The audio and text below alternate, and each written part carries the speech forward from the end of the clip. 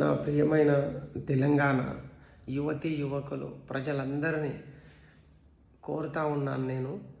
ఏంటంటే మీరొక్కసారి ఆలోచన చేయండి. మన తెలంగాణ వచ్చి 12 సంవత్సరాలు గడిచిపోయింది.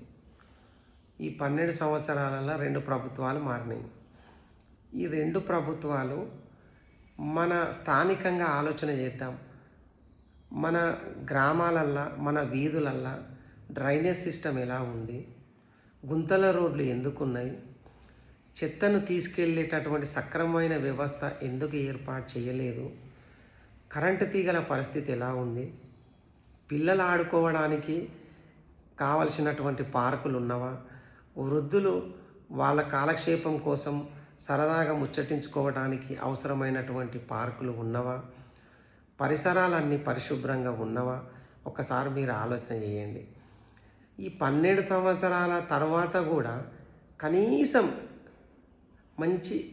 ఇలాంటి మంచి సౌకర్యాలు ఎందుకు ఏర్పాటు చేయలేకపోయినరు ఈ 2 ప్రభుత్వాలు ఈ 12 సంవత్సరాల కాలంలో అనేది మీరు ఒకసారి ఆలోచన చేయండి. ఊర్లలో మనం రోజు తిరిగాడే మన జీవన క్రమంలో భాగంగా మనం రోజు వినియోగించుకునే రోడ్లు గుంతలు పడితే వెంటనే వచ్చి ఆ గుంతను పూడ్చేటటువంటి వ్యవస్థ ఎందుకు ఏర్పాటు చేయలేకపోయారు? ఒక ఇంటికి నల్ల నీళ్ళు రావట్లేదంటే ఆ నల్ల నీళ్ళు వచ్చేలాగా వెంటనే వచ్చి చేసే వ్యవస్థను ఎందుకు ఏర్పాటు చేయలేకపోయారు? ఒక గ్రామంలో, ఒక కాలనీలో పరిసరాలన్నీ పరిశుభ్రంగా ఉండేటటువంటి వ్యవస్థను ఎందుకు ఏర్పాటు చేయలేకపోయారు? ఎవరికన్నా అత్యవసరం అనిపిస్తే వెంటనే ఒక ప్రాథమిక ఆరోగ్య కేంద్రాన్ని ఎందుకు ఏర్పాటు చేయలేకపోయారు? మీరు ఒకసారి ఆలోచన చేయండి. మిగతా విషయాలు, పెద్ద పెద్ద విషయాల తర్వాత మనం మాట్లాడదాం.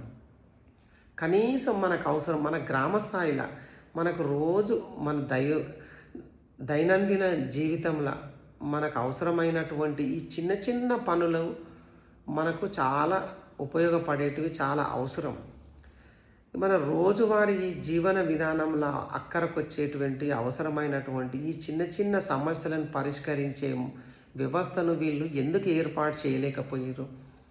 ప్రభుత్వం ఏదైనా పథకాలు పెడితే ఆ పథకాలకు సంబంధించి ఎవరికి సంబంధించినవి, ఎక్కడ అప్లై చేయాలి, దానివల్ల కలిగే ప్రయోజనాలు ఏంటివి, ఎవరిని కలవాలి, ఎక్కడికి వెళ్ళాలి అనే సమాచారం ఇచ్చే వ్యవస్థ ఏర్పాటు చేసిరా? వృద్ధులకు ఎప్పుడు చూసినా మీ అకౌంట్లలో డబ్బులు వేస్తారని వాళ్ళని ఆ కాగితం తీసుకురండి, ఈ కాగితం తీసుకురండి అని ఇబ్బందులు పెడతా ఉంటారు.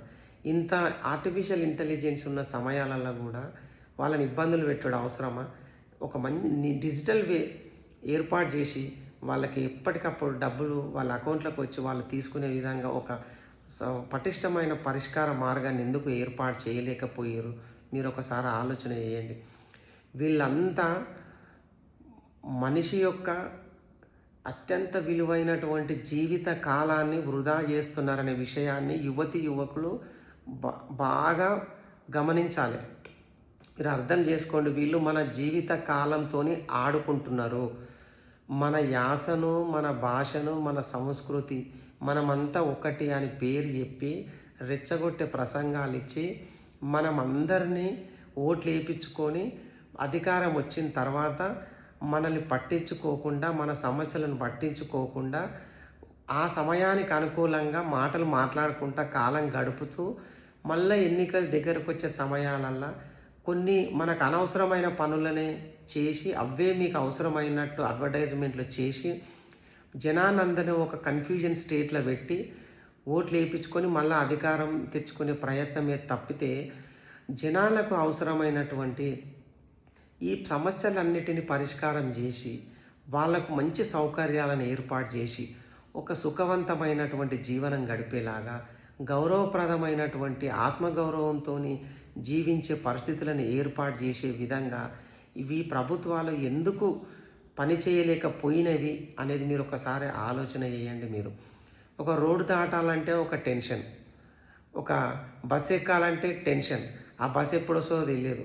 ఒక రైలుకి వెళ్ళాలంటే ఆ రైలు ఎప్పుడు వస్తుందో తెలియదు. ఒక డాక్టర్ దగ్గరికి వెళ్తే డాక్టర్ ఎప్పుడు వస్తాడో తెలియదు. ఒక పోలీస్ స్టేషన్కి పోతే ఆ పోలీస్ ఆఫీసర్ ఎప్పుడు వస్తాడో తెలియదు. ఆ ఎంఆర్ఓ దగ్గరికి పోతే ఎంఆర్ఓ ఎప్పుడు వస్తాడో ఎప్పుడు పోతాడో తెలియదు. కలెక్టర్ దగ్గరికి వెళ్తే ఆయన ఏ మీటింగ్లో ఉంటాడో ఎప్పుడు వస్తాడో ఏంటో తెలియదు.